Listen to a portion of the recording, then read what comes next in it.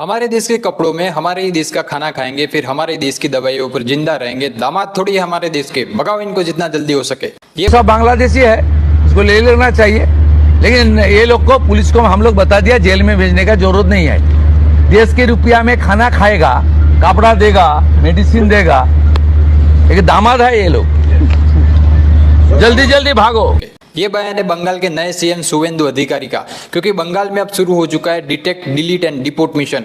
और इस मिशन के बाद सिर्फ बंगाल नहीं बल्कि बांग्लादेश तक में हड़कंप मचा हुआ है।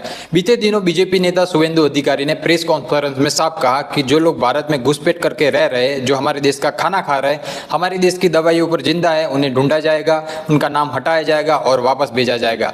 यानी पहले डिटेक्ट, फिर डिलीट और आखिर में डिपोर्ट किया जाएगा।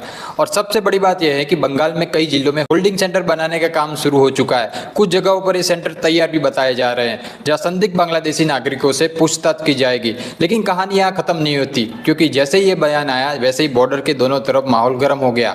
उत्तर 24 परगना के हकीमपुर बॉर्डर पर सैकड़ों लोग इकट्ठा होते हुए दिखाई दिए। कहा जा रहा है कि कई लोग अब खुद वापस लौटना चाहते हैं। अब सवाल ये उठता है कि अगर ये लोग बांग्लादेशी नहीं थे, जैसे कि चुनावों के दौरान टीएमसी के कई नेताओं ने दावा किया था, तो फिर अचानक बॉर्डर पर इतनी हलचल क्यों?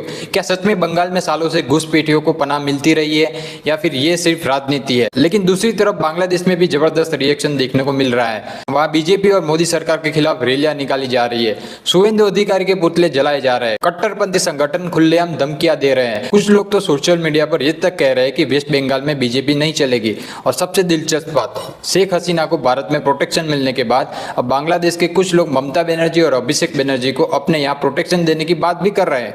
यानी मामला अब सिर्फ बंगाल तक सीमित नहीं रहा, ये भारत और बांग्लादेश दोनों की राजनीति का बड़ा मुद्दा बन चुका है। अब देखना यह होगा कि डिटेक्ट, डिलीट एंड डिपोर्ट सिर्फ भाषण बनकर रह जाता है, या सच में बंगाल की तस्वीर बदलने वाला है। आपको क्या लगता है, क्या बंगाल में अवैध घुसपैठियों पर सख्त कार्यवाही होनी चाहिए, या सिर्फ चुनावी राजनीति है? अपनी राय कमेंट में बताना और फॉलो भी जरूर करना।